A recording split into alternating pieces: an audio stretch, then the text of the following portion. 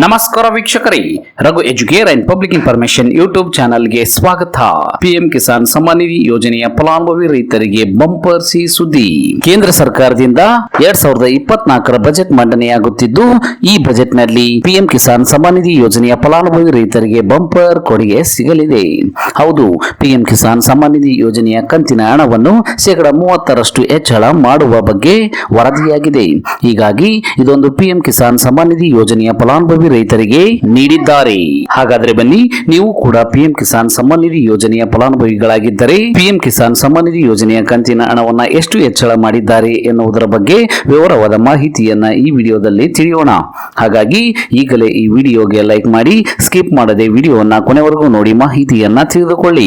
ಅದಕ್ಕೂ ಮುಂಚೆ ನೀವು ಇನ್ನು ನಮ್ಮ ಚಾನಲ್ಗೆ ಸಬ್ಸ್ಕ್ರೈಬರ್ ಆಗಿರದಿದ್ದರೆ ಈಗಲೇ ಕೆಂಪು ಅಕ್ಷರದಲ್ಲಿರುವ ಸಬ್ಸ್ಕ್ರೈಬ್ ಪದದ ಮೇಲೆ ಕ್ಲಿಕ್ ಮಾಡಿ, ಪಕ್ಕದಲ್ಲಿ ಬರುವ ಬೆಲ್ ಬಟನ್ ಅನ್ನು ಒತ್ತಿ ಆಲ್ ಅಂತ ಸೆಲೆಕ್ಟ್ ಮಾಡಿಕೊಳ್ಳಿ.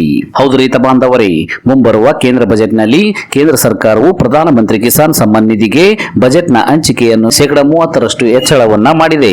ಅಂದರೆ ಸುಮಾರು 80,000 ಕೋಟಿಗೂ ಹೆಚ್ಚಿಸಬಹುದು ಎಂದು ಸರ್ಕಾರಿ ಮೂಲಗಳು ಬಿಸಿನೆಸ್ ಟುಡೇ ಟಿವಿಗೆ ತಿಳಿಸಿವೆ. ಕೇಂದ್ರ ಸರ್ಕಾರವು ಮಧ್ಯಂತರ ಬಜೆಟ್ ನಲ್ಲಿ ಪ್ರಧಾನಮಂತ್ರಿ ಕಿಸಾನ್ ಸಮ್ಮಾನ್ ನಿಧಿ ಯೋಜನೆಗೆ ಬಜೆಟ್ ನ ಹಂಚಿಕೆಯನ್ನು 60,000 ಕೋಟಿ ರೂಪಾಯಿಗಳಿಗೆ ನಿಗದಿಪಡಿಸಿತ್ತು. ಪ್ರತಿ ರೈತನಿಗೆ ವರ್ಷಕ್ಕೆ 6,000 ರೂಪಾಯಿಯನ್ನ ಜೂನ್ ಕೊನೆಯ ವಾರದಲ್ಲಿ ನಡೆದ ಬಜೆಟ್ ಪೂರ್ವ ಸಮಾಲೋಚನಾ ಸಭೆಗಳಲ್ಲಿ ಪ್ರತಿ ರೈತನಿಗೆ ವರ್ಷಕ್ಕೆ 6,000 ರೂಪಾಯಿಗಳನ್ನ ನೀಡಲಾಗುತ್ತಿತ್ತು.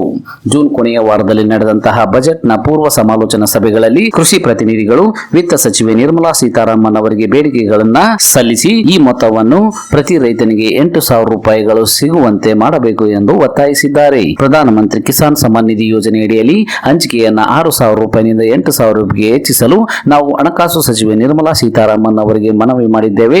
ಪ್ರಸ್ತುತ ವರ್ಷದಲ್ಲಿ 3 ಕಂತುಗಳಲ್ಲಿ ರೈತರಿಗೆ ವರ್ಗಾಯಿಸಲಾಗುತ್ತದೆ ಎಂದು ಭಾರತೀಯ ಕಿಸಾನ್ ಸಂಘದ ಬದ್ರಿ ನಾರಾಯಣ್ ಚೌಧರಿ ಅವರು ಹೇಳಿದ್ದಾರೆ. ಈ ಹೆಚ್ಚಳವು ಹೆಚ್ಚಿನ ಆದಾಯ ಸಂಗ್ರಹಣೆ ಮತ್ತು ಭಾರತೀಯ ರಿಸರ್ವ್ ಬ್ಯಾಂಕ್ನಿಂದ ಲಾಭಾಂಶದ ಕಾರಣದಿಂದ ಸರ್ಕಾರದ ವೆಚ್ಚದಲ್ಲಿ ಯಾವುದೇ ಹಣಕಾಸಿನ ಕುಸಿತವನ್ನು ಉಂಟು ಮಾಡುವ ಸಾಧ್ಯತೆ ಇಲ್ಲ ಎಂದು ಹೇಳಲಾಗಿದೆ.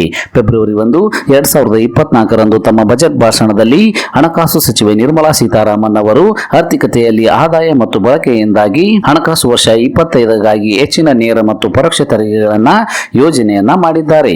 2025ರ ಆರ್ಥಿಕ ವರ್ಷದಲ್ಲಿ ನೇರ ತೆರಿಗೆಯಿಂದ 21.99 ಲಕ್ಷ ಕೋಟಿ ಮತ್ತು ಪರೋಕ್ಷ ತೆರಿಗೆಯಿಂದ 16.31 ಲಕ್ಷ ಕೋಟಿ ಸಂಗ್ರಹಿಸಲು ಕೇಂದ್ರವು ಯೋಜನೆಯನ್ನ ಮಾಡಿದೆ. ಇದು ತೇಲುವಿಕೆಯ ಕಾರಣದಿಂದಾಗಿ ಮತ್ತಷ್ಟು ಹೆಚ್ಚಾಗಬಹುದು ಎಂದು ಹೇಳಲಾಗಿದೆ. ರಿಸರ್ವ್ ಬ್ಯಾಂಕ್ ಆಫ್ ಇಂಡಿಯಾದ ಹಣಕಾಸು ವರ್ಷ 25ಗಾಗಿ ಸರ್ಕಾರವು 2.1 ಲಕ್ಷ ಕೋಟಿ ರೂಪಾಯಿಗಳ ದಾಖಲೆಯ ಲಾಭಾಂಶವನ್ನ ಪಡೆದಿದೆ.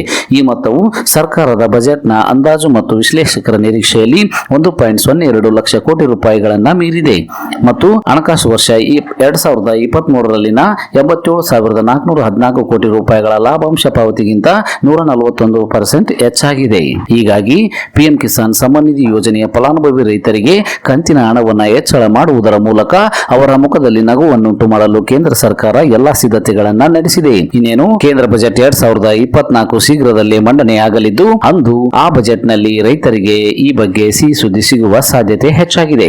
ಇದಿಷ್ಟು ಇವತ್ತಿನ ಪ್ರಮುಖ ಮಾಹಿತಿಯಾಗಿದ್ದು, ಆದಷ್ಟು ಈ ಮಾಹಿತಿಯನ್ನ ಎಲ್ಲ ರೈತ ಬಾಂಧವರಿಗೆ ತಲುಪಲು ತಪ್ಪದೇ ಶೇರ್ ಮಾಡಿ. ಈ ವಿಡಿಯೋವನ್ನ ಕೊನೆವರೆಗೂ ನೋಡಿದ್ದಕ್ಕೆ ಧನ್ಯವಾದಗಳು. Thanks for watching this video. Please subscribe for more videos. If you like this video, click the like buttons and give your comments.